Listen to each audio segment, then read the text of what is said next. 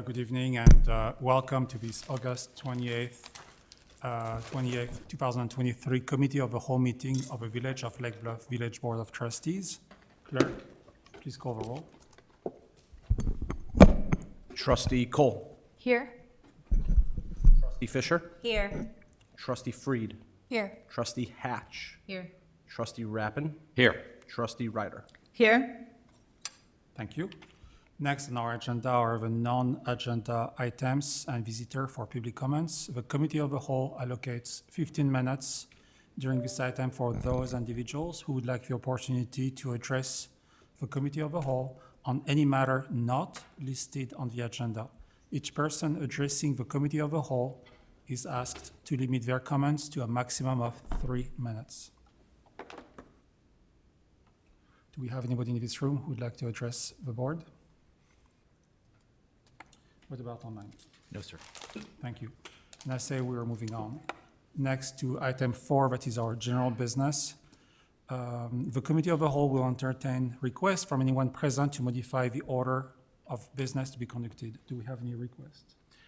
The party requesting the live amplified music events in Scranton Alley is 5 minutes away. Okay, So if you wanted to take item 3. we could take Ahead of item that. 4C, yes, first. Yep. So next on our agenda are the consideration of the minutes from the July 10th, 2023 Committee of the Whole meeting. Is there a motion to approve the minutes? So moved. Second. Second? Thank you. Are there any changes to these minutes? So thank you, clerk. Please call the roll. This is voice vote. It's a voice vote. So all in favor? Aye. Anyone opposed? So the motion carries. Thank you. So next on our agenda would be item 4C, that is the discussion regarding use of village-owned property at 655 Moffett Road. Yeah, I just really quick background on this. Generally speaking, everything that's been requested in this homeowner's request to use village property, the village staff has no concern with other than the parking pad issue, the fence along the edge of the pathway, and actually the village worked with the homeowner years ago to get rid of a lot of the buckthorn and the other volunteer junk trees that were in that area. So the idea of them planting other, it's very commonly done with the village, no issue with that. I think the issue that caught staff's attention was this parking pad.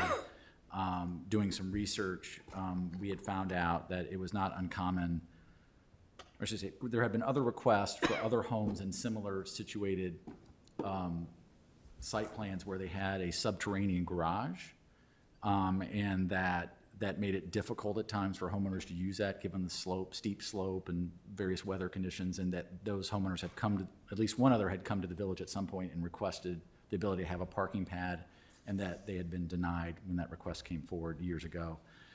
So that is kind of been how the village has handled that historically.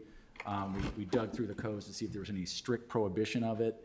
Interestingly, if the homeowner requests that they create another driveway access cut, the village doesn't have a limitation on the number of driveway cuts you could have. So the idea of having another, if they wanted to take that pad further onto their property, that's lawful. They could do that by permit.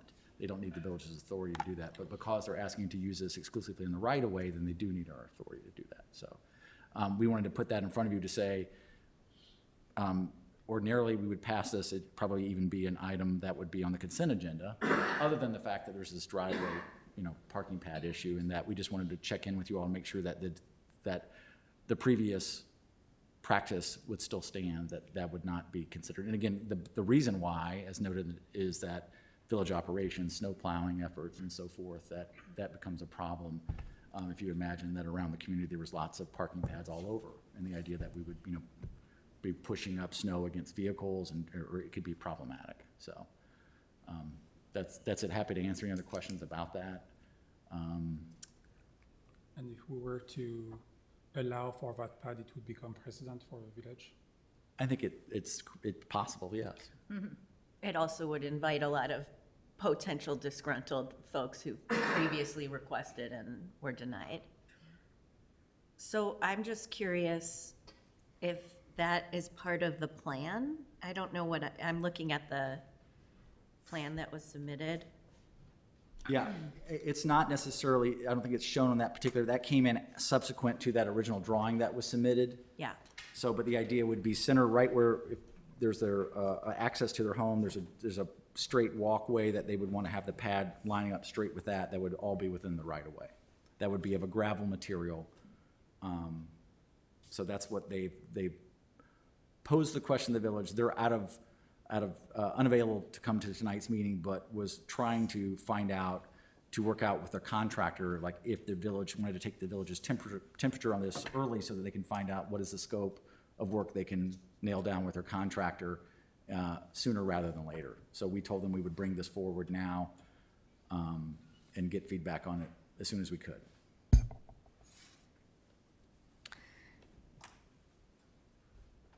So when we allow curb cuts elsewhere, then presumably there's asphalt or some kind of material that crosses our right-of-way or crosses our property to get to the parking pad on their property? I'm just wondering. Most of the time, but it's not, the village doesn't dictate the materials. You can have a gravel drive, you can have other materials. Yeah. I will say, practically speaking, those type of driveways do present problems from time to time, and there's actually some code language that talks about the village can exert certain authority if it's creating a problem, if materials are getting dropped on the roadway. Yeah. Which happens from Yeah. time to time when you have a gravel drive. Yeah. And are there others like this, parking pads in the right-of-way elsewhere? I mean, I hear what you're saying, that Yeah. we've rejected them or I think, requests. I There don't may know be if- some grandfathered or I think long there's one that existing? would be considered grandfathered. Been long existing, but in recent years, we haven't That's granted correct. them. Yeah, I think we wouldn't grant this. That's my temperature. That's a cold temperature. It's cold.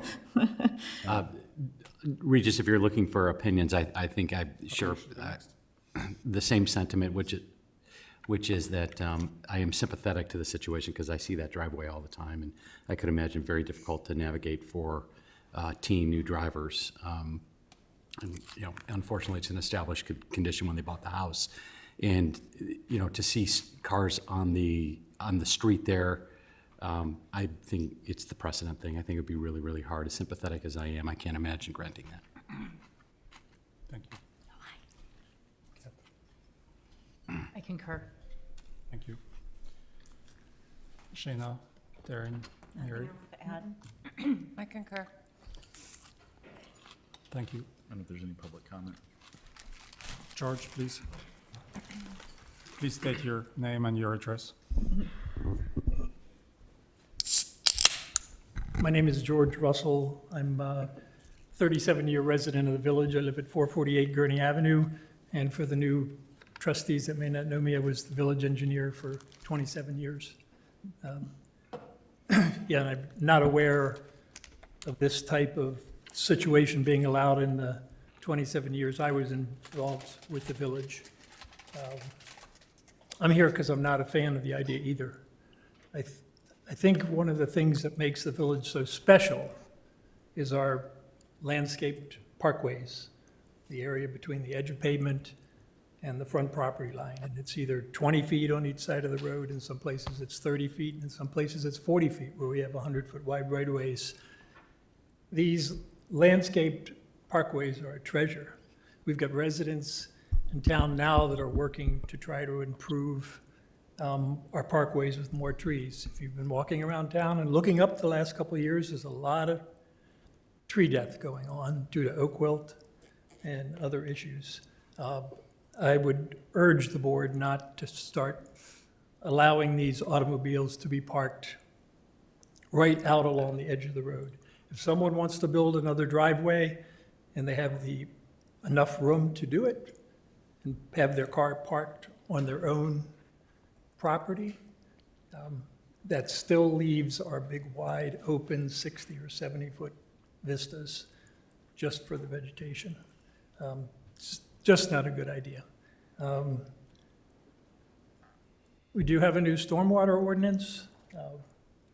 creating these extra parking pads is, even if they're all gravel, compacted gravel, where you're running your car all the time, it's going to create more runoff.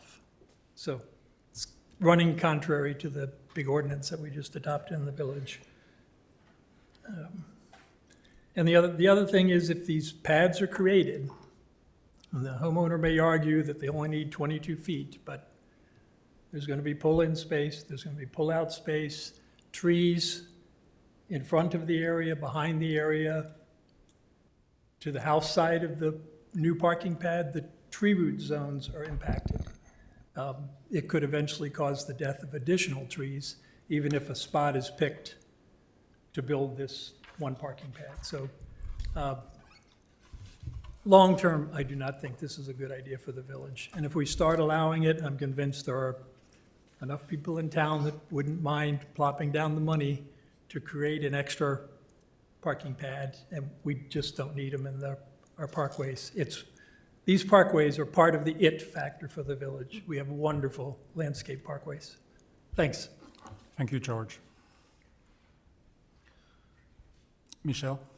Mickey? Yeah. Mickey? Everyone does think it's Michelle, but it's not. I like that name. Mickey Collins, 217 East Scranton. George said a lot of what I was hoping to say, so I don't want to repeat him. But he did mention people that have been advocating for more trees in the parkways. And that's, I'm one of those people. I have quite a group of like-minded, like Bluff residents that have sort of been behind this push, and we've been advocating. We're sort of stuck in the water right now. And I thought that this topic kind of led to a discussion of what I think we should be doing. Because those parkways, they are village property.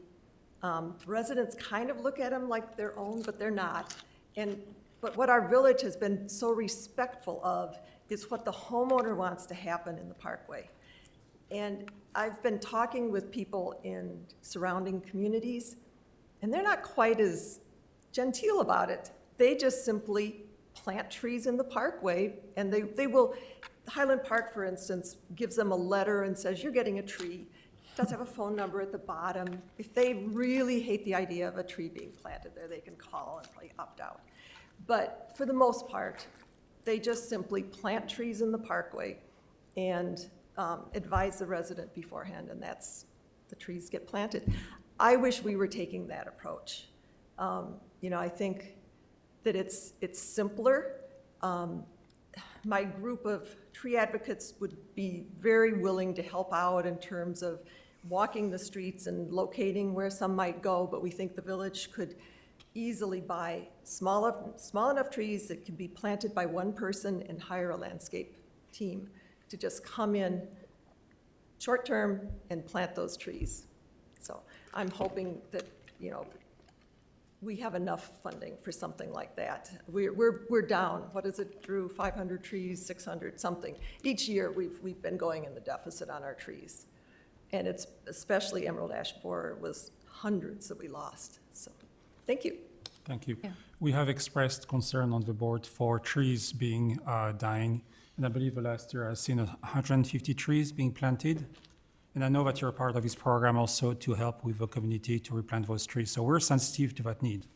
Now, if we can do better without straining too much staff is a thing, but I think the staff has already been overextended by 150 trees. Well, it's always weather, right? This summer was brutally dry, and Jake went back and did an audit of those trees that went in the ground, and his, I think, initial review was like around, I would say, generously about 70% survival rate, which is not terrible. It's not great. It's not terrible, but it's been really harsh. And despite weekly waterings and water bags, it's just sometimes it's a tough year. But we're not discouraged. We're going to go try to and get other trees, and we're hopeful that we're on the verge of the board authorize that inventory that will give us some digital mapping to show where those maybe empty or voids in the canopy are, and we can focus our planting. But we are planning on doing planting this fall, as we've talked about, and hopefully working with Mickey and her team of volunteers to continue that effort and trying to get it slightly bigger trees and hopefully not so much the Charlie Brown Christmas tree look that some people liked, some people didn't, but that's the plan, so. Thank you very much. I have a question on this particular tree. I know it's being handled elsewhere, the park, Public Works, but there's this tree that was also included as a concern. That's in the parkway, the tree in the It was petitioners. a maple, yeah, Oh, it's a I maple. think it's a maple. I see. Ash, isn't They it? said it was ash, but I think, let's see. I don't know. I just wondered if that's, a common condition elsewhere. I've certainly seen plenty of leaning trees that are yet alive, but I was just curious if this tree is destined to go, or do we know yet? Do we know yet? I think Jake I'm trying to get Jake to unmute. There he is. I'm just looking at a picture of it. I'm just curious. Jake, is that that tree that was off the driveway there that was in the right of way? Was that a maple or ash? It was a maple. That was Oh. just adjacent to the driveway is a maple. Yeah. Is So it actually, are we taking it down? Is it in need of I removal, think or- my recollection is based off their planting plan on the balance of their property, they were going to satisfy the replanting requirements under the code. But perhaps though, if we give them the news that, hey, your driving pad's not going to happen, maybe they have a change of heart about taking out that tree. We'll talk to them about it. So Okay. thanks, Jake. I'm grateful that George and Mickey both brought up two pieces of this discussion that we didn't hash out, which is the impermeable ground space that we have talked about over and over again, and generally, that cycles back to not just the nuisance of if we set this precedent, lots more people coming and asking to do that. It's counterintuitive to the stormwater management plan. But also the concept of how we have to remember the root systems of all of our beautiful trees and how much wider and expansive those root systems go. So, I can only imagine the far-reaching impact of more development on the boulevards that could have on our trees, so. One thing I learned working with local landscapers, Mirani, and their basically the team that does all the local plantings, I can't remember the word, sorry, how much driving has effect on trees. So if the root system extends to the canopy, and if you drive on that, it will take 5 to 10 years for that tree to die. Okay, it just is a matter of time. If you start compressing above the roots and cutting the supply of water and other things, it will kill the trees. So the concern by George and by Mickey is valid. We need to save. We are living in a forest. Okay, we need to continue that forest, that Oak Grove we live in. Any more on this subject? Sounds like the direction's clear. Thank you. George and Mickey, thank you very much. Board, thank you. Next on our agenda. This is the discussion regarding the request for live amplified music events in Scranton Alley and the related special event plan. And I know John's here. I am here. John, the board had your communication about it, so I don't know if you want to. No, I'm just here for questions, really, and concerns. I'm just asking to be able to do small, intimate concerts, and bring back like the open mic, things that were very popular with, the community. It got shut down a little while ago, I think, because of a very small number of residents that live downtown. I understand their concern. It's downtown, but, I want to have a successful business and a successful downtown. I think we all do. And I think that a little bit of noise is going to come with that. So I'm just asking for basically the same permission that you grant for village block parties, which is, again, going to be much louder than what we're proposing and also much longer than what we're proposing. Just a small window, maybe a handful of events a month in the summers, that's it. Just trying to maximize my business, capacity, because we all know it's tough right now. And I think that if we can utilize the space that we already pay for, it would behoove us and the village. So.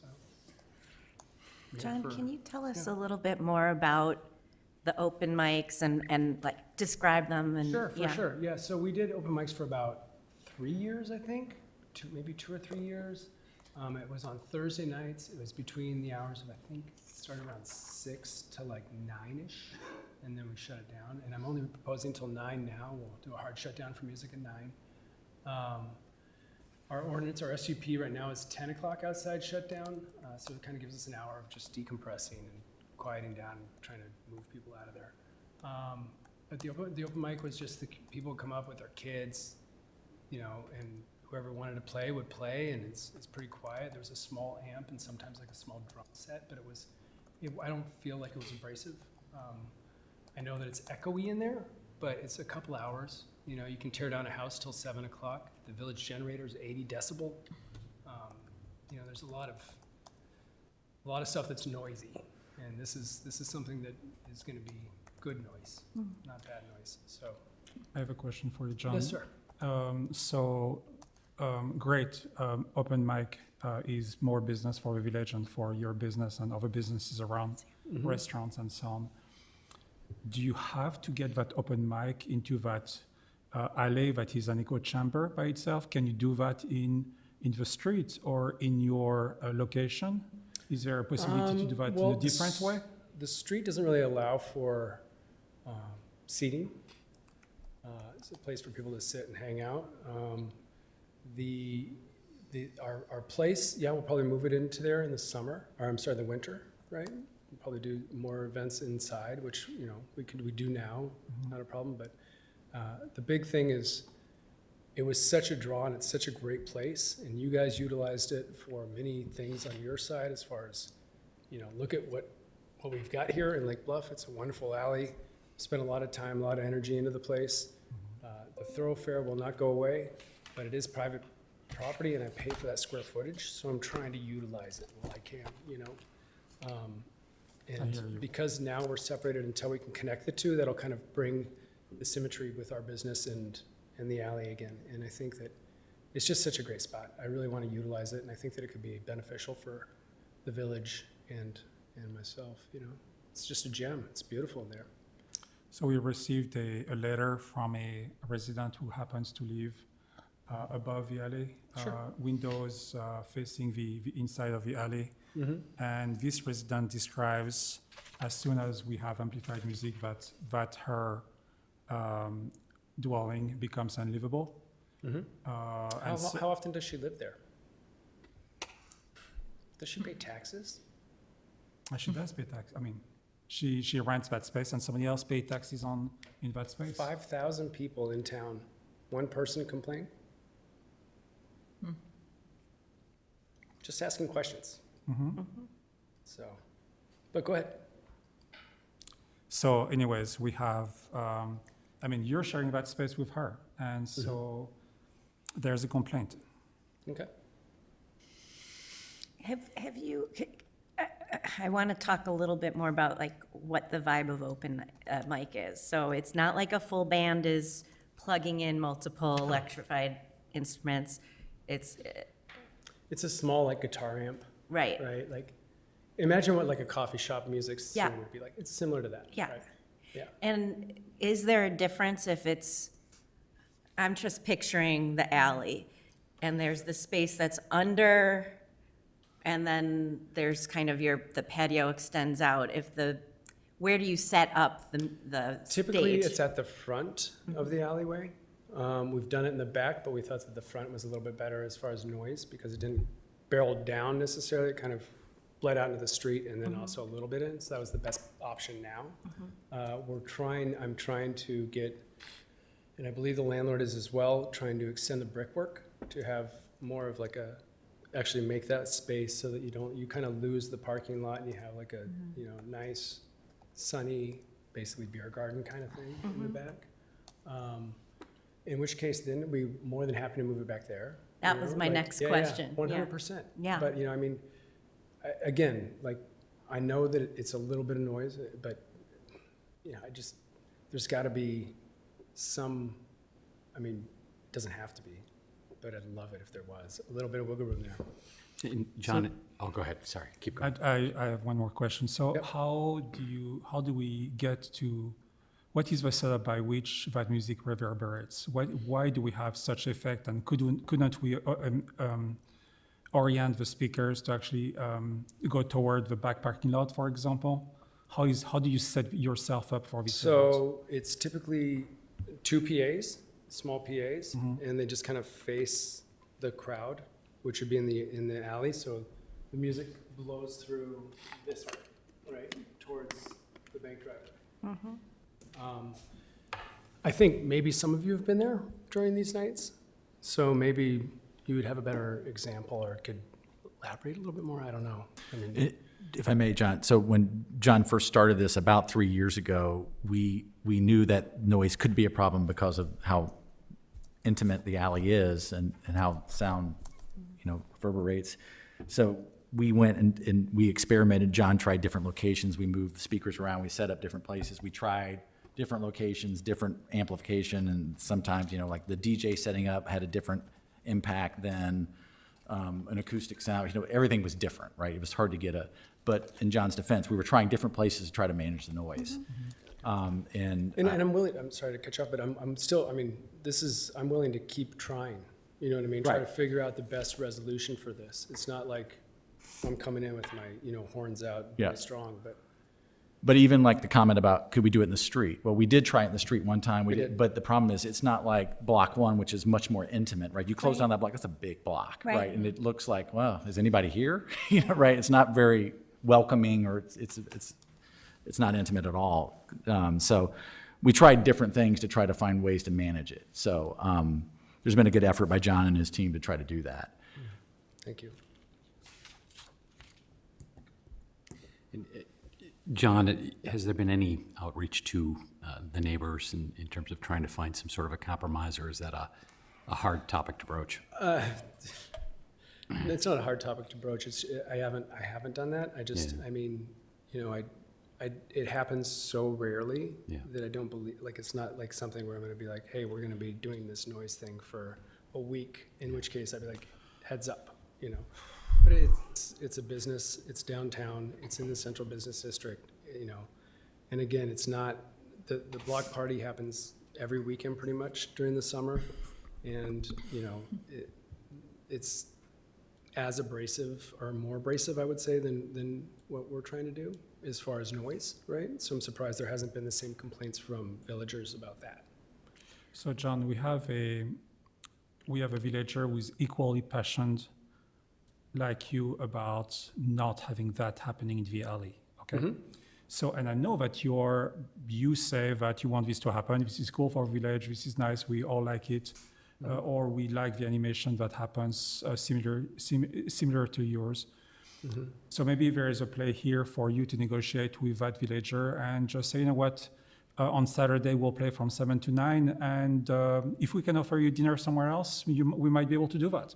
That type of discussion. That is not at all legal. Is Is it? I'm talking about As consensus. a lawyer. I'm talking about consensus, being able to have a conversation that is open, that is, you know what, we would like to do that. How do you feel about that? And so you end up with a verbal agreement where you would be allowed to do that. By pains for No, I'm somebody's not dinner? saying that. I am saying by having a Using some sugar. conversation. Is that recorded? By what? Having a conversation? I think what Regis is, he's storytelling. I think he's saying, would you be willing to have some kind of, it's two people here, would you be willing to have some kind of approach to discuss it outside of asking government to step in? I would be open to it, Right. but, okay. Is there a compromise at all within the hours of making it, rather than going till 9, going till 8, from 6 to 8? Not necessarily. It's more, by the time people are done with dinner, it's more like, it's a convenience thing, right? When you want to provide music is when people are kind of after the dinner, into the drinks, having a glass of wine, and, that starts usually around 7. So. Regis, can I throw out my perspective here with John? as you said, everybody wants this. It's so in keeping with the village, and having music and the social vibe and the experience, it just fits Lake Bluff really well. So, That's red hot. and to you, with the vision for the prairie and the alley, it's all, I mean, amazing and great. Thank you. But it is kind of one of those issues where we have a neighbor here who's not happy, and I don't know how it works if the neighbor's not on board, because the neighbor, I mean, this is a neighbor who clearly has said, I'm cool living next to a bar and chit chat, and I'm cool if there's unamplified music, but where I draw the line is with amplified music. And I just, at the end of the day, with amplified music, if this person is not digging it, or it's not working, she's gonna call the police, and there's And gonna then be we'll multiple, let the police handle it it. just ultimately is gonna go nowhere unless there's some sort of a meeting of the minds. Well, and I think, just to clarify, I think a piece of information that's not completely being transmuted correctly is, I don't think it's so much that it's sound, like, oh, the sound from, I mean, I hear the sound from a Right, block party over in North Terrace. So Right. I think specifically what she's expressed is, there's a specific kind of like vibration from the PA system coming up through the wall, and it's maybe a buzzing, or it's not the noise of the music, but it's the reverberation and the vibration of amplification in her walls. So that, I mean, the distinction, that's the distinction. It doesn't change your perspective necessarily, but I think it's important to understand that's why the comparison doesn't necessarily work for her, Right. Hey, you're downtown and it's vibrant. I take it the acoustic doesn't do the same, kind of give the same vibe, acoustic music? You don't get the same vibe? I'm asking, Unamplified. Just unamplified, acoustic, whatever, unamplified? No microphone and amp. But you can play an acoustic Can you guitar with do- a microphone and an amp. Yeah, I'm saying no amp. Like, can you achieve? We can do that the- now. We can do that now, but does And that it's achieve? not adequate, I take it. That's what I'm asking. That's the question For to you, John. your, for Yeah. your needs. So I work with the people that I love, and that I think that the people love are people that are artists, and those artists prefer to use pedals and, things that are electrified, right? So it's really hard for me to justify stating to them, yeah, I'd love to have you play, but I want you to take your art form and completely dial it down to just being acoustic. That just doesn't seem right. But I mean, yeah, like, we could do acoustic, but I have a feeling it's gonna be the same thing. Oh, what, it hasn't been tried then, or it has? Oh, we've done it, and then, Have we had the same complaints when it's been acoustic? Or, maybe that's the wrong term, unamplified? It's I don't no, I think that's the correct I term. think, yeah, I think the answer is that there's no heartburn with the resident next door about having that type of scenario. So if somebody showed up with their just 6-string guitar, no amp, and sat down and played, that's not a problem. just wait though. But, well, It's not the issue now, so. So how often are you holding the open mics? How many, is there a way we can talk about wintertime, have at it, amplified indoors? Yeah. How many times are we actually talking about in the summer? In the summer, I'm looking at like May, June, July, August, right? 4 months. And then weather probably takes away 20% of those times. But I would imagine, when we did an open mic before, I don't know if there was a complaint before, but maybe there was. It was every Thursday, and it was very, that was pretty much the only time we did live music. We threw one rager, which was too loud. But I think I took the bullet for that one. I said that You one. know what? I think we all did. So, John. Yeah. Okay, so that Like maybe, that to answer goes your both question, ways here. like probably twice to 3 times a month, I like to try to do something. But John, I think there is a place for consensus and for consensus building, let's say, with that villager. I think you can arrive to an agreement where we can do that maybe once a month or maybe twice a month and work it out with that villager. There's got to be a vacation schedule. I know you need to Yes. promote your stuff, but maybe I mean, there's committed we weeks. want you to be successful, and we want music downtown. It's so weird to me that, is this the first time that somebody's come to petition with you guys, that you've been requested that they work it out with somebody else? Oh, well, that's not necessarily part of, we're not gonna vote and say, see ya, we're not gonna address the issue. I think it's within the spirit of the community, though, to say, in places that we can, the government shouldn't be involved in solving these problems. So Right. if there is a way to communicate and solve the problem, all the better. And if there's not? Then we actually have to make decisions. thought I we- don't know.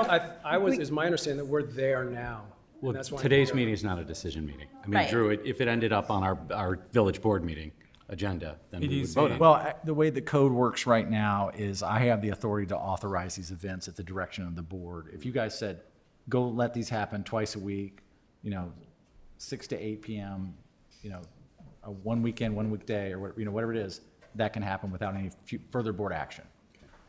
So it would not require to go on a village agenda. Because there's no ordinance violation? No, this is part of a special event plan that it gets approved annually. So like he has like the food trucks, the pizza guy and all those, the private parties that he has in the alley, those are approved administratively by me through the special use permit, creates a pathway for that. And so this is part of that process, other than years ago, the village board directing me not to authorize live music that is amplified.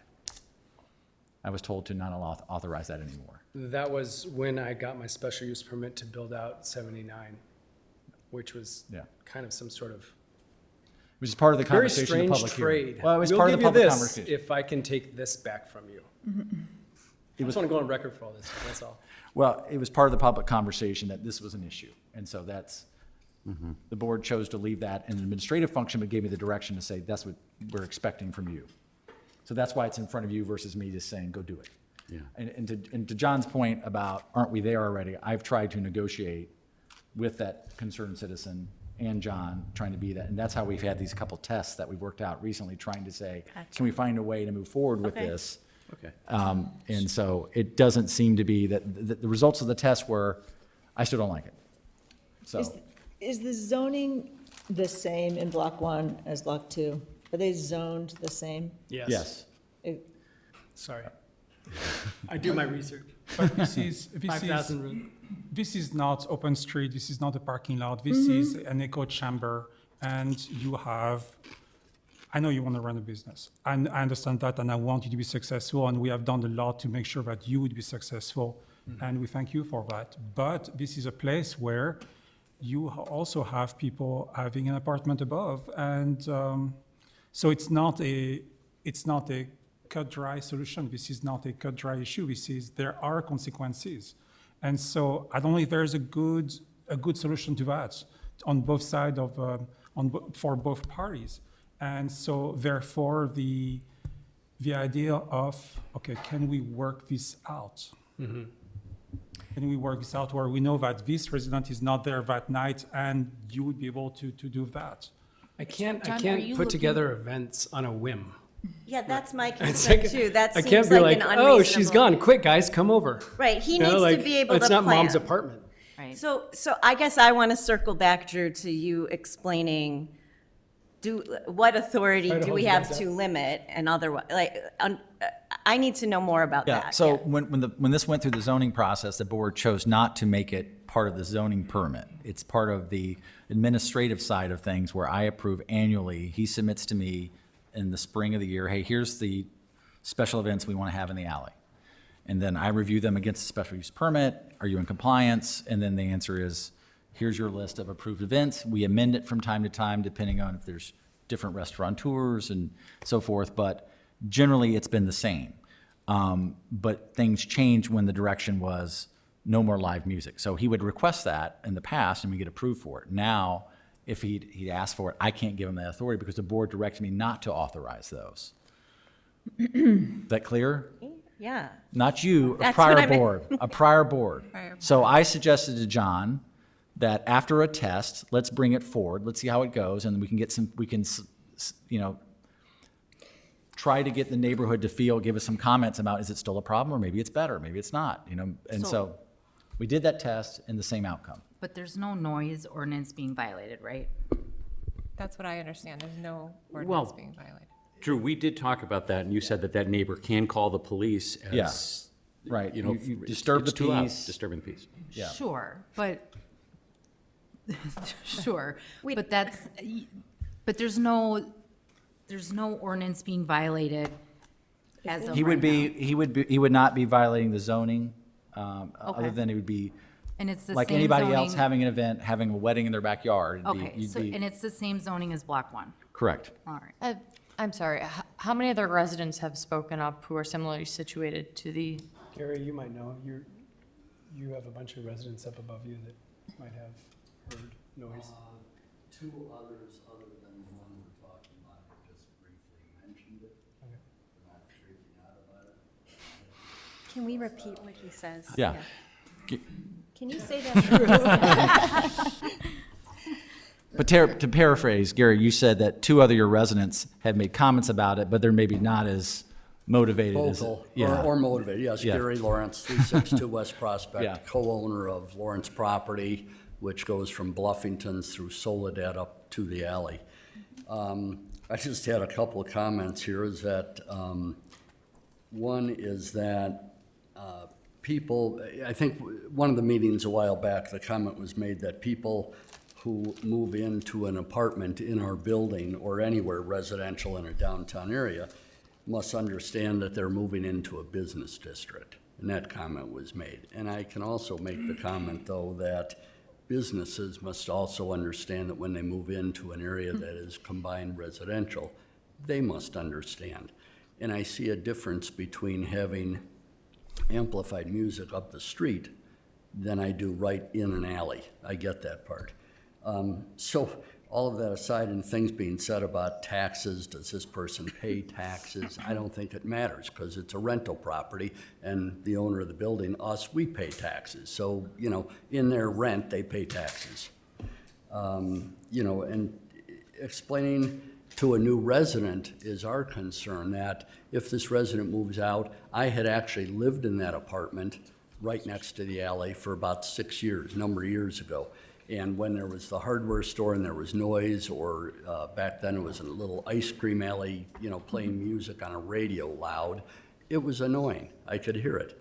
But that being said, I would not put that into a lease to say, well, please understand that if you get this apartment every Friday night from 7 o'clock to 9 o'clock, you're gonna have music. In case you decide to have a baby, you may not wanna live here. I mean, I don't think that's fair to us either.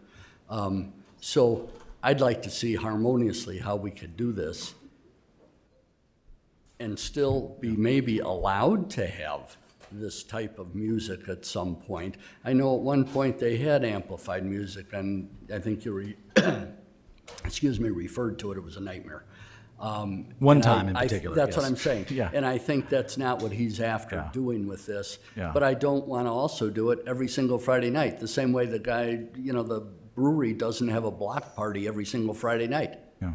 You know, so I'd be willing to sit down as a building owner, and maybe this tenant or others, you know, can mention that, you know, So, and we sit down and talk about it. Gary, I will suggest that you sit down with John and come up with possibilities, consensus possibilities, and we revisit this issue. Yeah. Where'd he go? Oh, there he is. I mean, I get he's trying to do that. I don't want to stifle having, you know, a business too. And, you know, to say that only one person has talked about that, well, I'm sure that the people that live way up north in, you know, Lake Bluff here hear the taps every night. I'm on West Prospect. I can hear them too if I'm like this. Barely. that- I And it believe bothers some people more than others. I believe So we'll find a solution, and let's revisit this issue. I'd like to okay? try to, yeah. Thank you. And if that involves John and I sitting down with Drew, I think Do we'd it. try it. Yeah. Thank you, Gary.